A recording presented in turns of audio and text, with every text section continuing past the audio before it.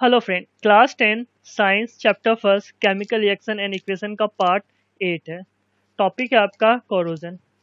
You must have observe that iron articles are shiny when new but get coated with a reddish brown powder when left for some time. This process is commonly known as rusting of iron. हम लोग daily life में observe करते हैं iron article जब नया होता है वो बहुत ज़्यादा शाइनी होता है, लेकिन जैसे ही हम लोग आयरन आर्टिकल्स को कुछ समय के लिए ईयर के कांटेक्ट में रखते हैं तो उसका जो कलर होता है वो चेंज होकर रेडिश ब्राउन हो जाता है। ऐसा ऐसा क्यों होता है हम लोग इक्वेशन में समझते हैं। आयरन को जैसे ही हम लोग कुछ समय के लिए एटमॉस्फेयर में रखते हैं, एटमॉस्फेयर में या तो ऑक्सीजन के साथ या फिर जो मॉइस्चर प्रेजेंट होता है उसके साथ कंबाइन करके आपका हाइड्रेटेड फेरिक ऑक्साइड बना देता है। तो इसका कलर जो है ना आपका वो चेंज होके रेडिश ब्राउन में कन्वर्ट हो जाता है। इम्पोर्टेंट चीज़ है याद रखना आप लोग, आयरन हमारे सराउंडिंग में दो अलग अलग फॉर्म में पाया जाता है।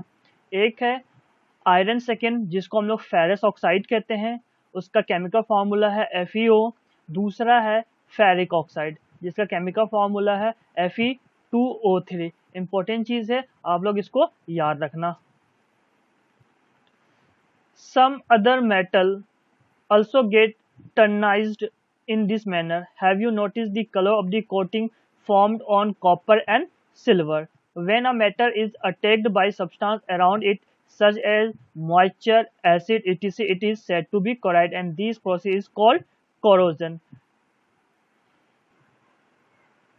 कोरोजन एक ऐसा प्रोसेस है जिसमें मेटल अपने सराउंडिंग में प्रेजेंट ऑक्सीजन या फिर आप कह सकते हो मॉइस्चर डेट इज वाटर के साथ रिएक्ट करके मेटल को कमज़ोर कर देता है। इस पूरे प्रोसेस को हम लोग कोरोजन कहते हैं।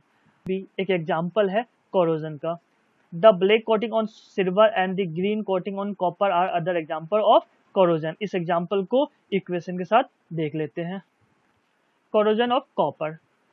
कॉपर अपने सराउंडिंग में present carbon dioxide, oxygen, water के साथ कंबाइन करके एक ग्रीन लेयर कॉपर कार्बोनेट बनाता है जिसको हम लोग कोरोजन कहते हैं या फिर कोरोजन ऑफ कॉपर कहते हैं। Corrosion of silver metal. Silver hydrogen sulphide के साथ कंबाइन करके एक ब्लैक लेयर को डेवलप करता है जिसको हम लोग सिल्वर सल्फाइड कहते हैं, जो कि बेसिकली कोरोजन ही बनाता है और ये सिल्वर को वीक या कमजोर बना देता है। नेक्स्ट टॉपिक है रेनसिडिटी। हैव यू एवर टेस्टेड और स्मेल्ड द फैट और oil containing food material left for a long time? When fat and oil are oxidized, they become rancid and their smell and taste change. Rancidity को हम लोग अपने घरों में observe करते हैं।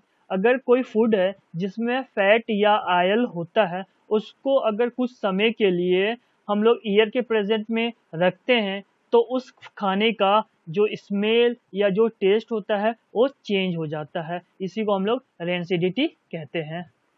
बेसिकली जो फूड में फैट्स और ऑयल जो प्रेजेंट होता है, अपने सराउंडिंग में जो ऑक्सीजन प्रेजेंट होता है उसके साथ कंबाइन करके खुद को ऑक्सीडाइज कर देता है, जिसके वजह से जो खाने का टेस्ट या फिर जो स्मेल होता है वो चेंज हो जाता है। Usually substance which prevent oxidation, उसको हम लोग एंटीऑक्सीडेंट कहते हैं, जो कि खाने में हम लोग मिलाते हैं जिस खाने में फैट एंड ऑयल होता है। दूसरा क्या करते हैं हम लोग, keeping food and air tight container help to slow down oxidation.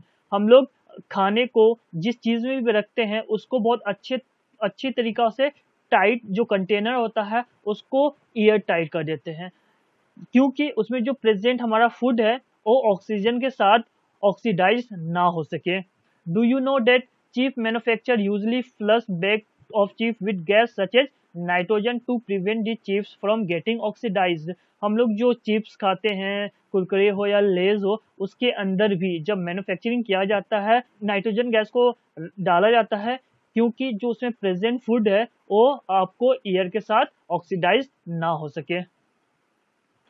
Important चीज़ है आपका रेनसिडिटी को कैसे प्रिवेंट किया जाता है, एंटीऑक्सीडेंट के थ्रू, एयर टाइट कंटेनर के थ्रू, और आपको गैस को replace by the nitrogen gas. इन सब को याद रखना आप। और रेनसिडिटी का हम लोग डिफिनेशन भी देख लेते हैं। रेनसिडिटी का डिफिनेशन है, आप लोग देख लो, मेथड ऑफ प्रिवेंट रेनसिडिटी है। इंपॉर्टेंट चीज़ है, ये सब आपको पूछा जाता है।